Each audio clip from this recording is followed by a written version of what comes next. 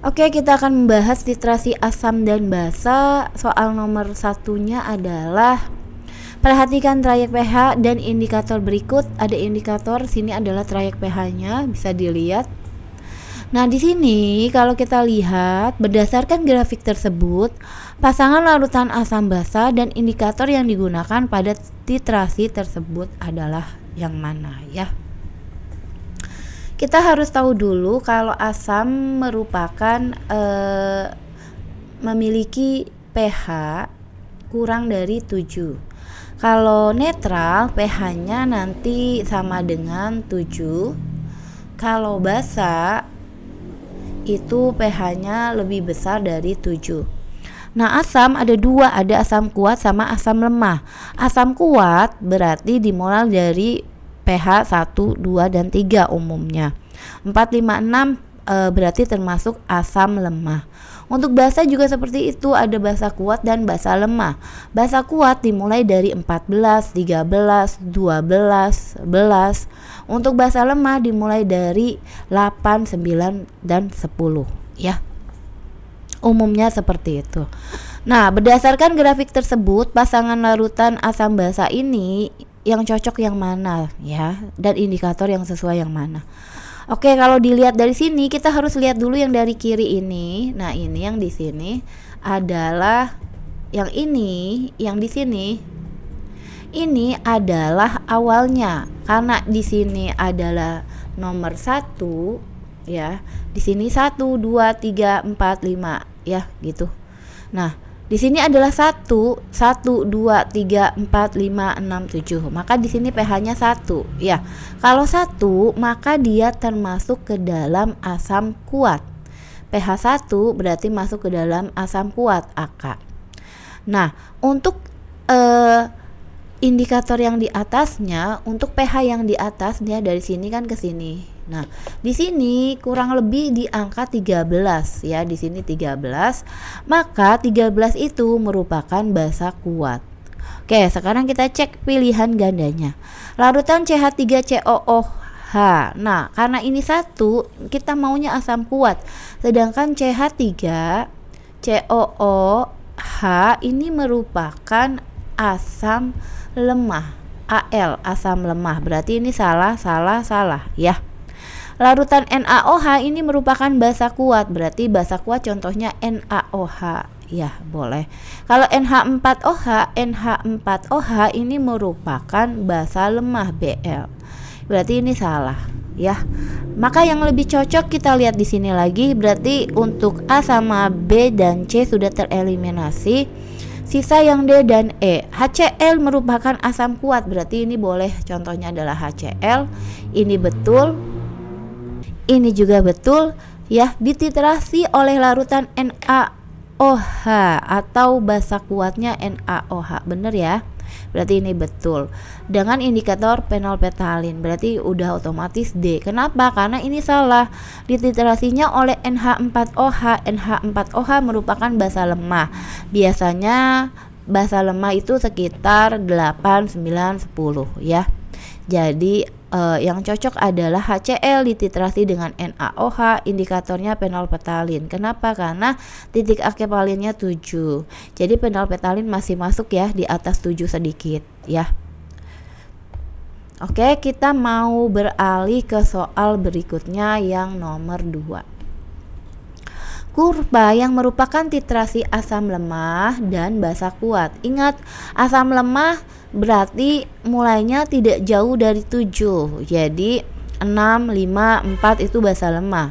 Basa kuat ya di mulai dari 14, 13, 12 itu adalah basa kuat.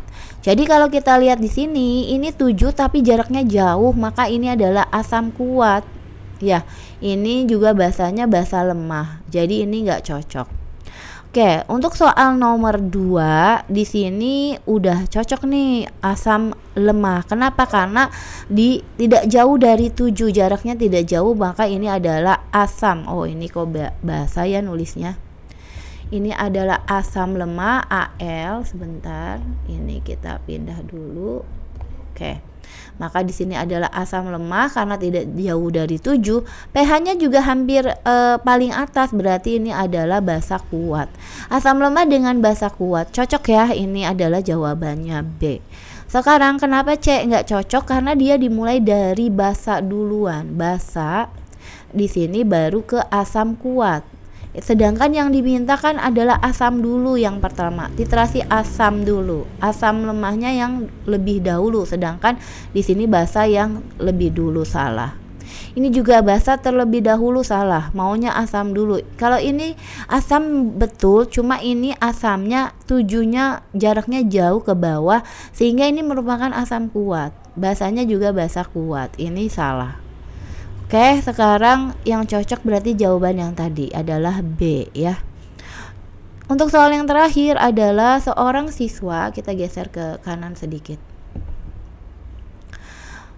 melakukan titrasi 25 ml larutan CH3COOH 0,1 molar dengan larutan NaOH 0,1 molar. Perubahan volume larutan NaOH ya yang ditambahkan menyebabkan perubahan pH atau kekuatan asam.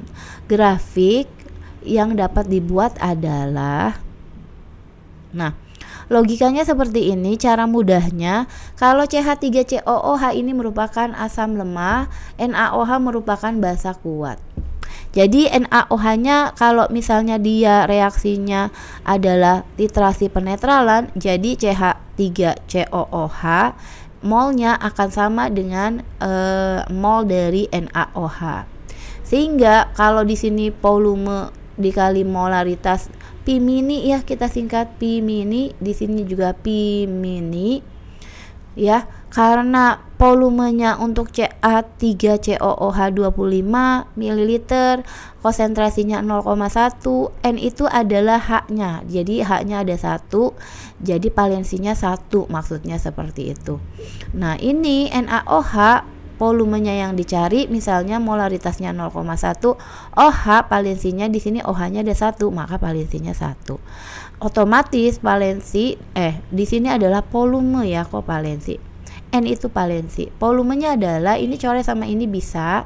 Jadi volumenya sama 25 ml untuk NaOH. Nah, ini udah 25. Nah, NaOH-nya udah betul. Sekarang kita mau lihat secara CH3COOH itu adalah asam lemah. Ini adalah asam kuat, ini adalah AK, ini adalah basa lemah ya. Karena 10 masih basa lemah, tapi akanya salah, dia maunya asam lemah dulu, ini asam kuat, salah. Jadi asam lemah tambah basa kuat, ini juga asamnya juga asam kuat karena 2, berarti di sini 1 itu masih asam kuat. Ini dengan masih basa lemah, salah juga. Volumenya 25 ml-nya betul. Ini juga 25 ml. Nah, ini ketemu lagi di 1, maka asam kuat otomatis salah. Nah, di sini adalah asamnya sudah 3 nih, 3, 4, 6, berarti 3 itu sudah mulai asam lemah karena di sini 3 ya, 2 di atas 2 di bawah 4 berarti 3 itu udah masuk asam lemah ya. Asam lemah dengan dia mau basa NaOH dengan basa kuat ya, jadi di atas 10 nih, melebihi 10 ya. Karena di atas 10 ini berarti basa kuat, berarti jawaban yang paling cocok adalah yang D. Kalau ini adalah salah, kenapa ini? Karena ini dimulai dari basa baru ke asam, ini otomatis salah. Kenapa? Karena harus diikuti titrasinya, maunya asam dulu dititrasi dengan basa ya. Asam yang pertama kali disebutkan, maka yang grafiknya dari asam dulu baru menuju ke basa, seperti itu. Oke, semoga ini bisa mengerti.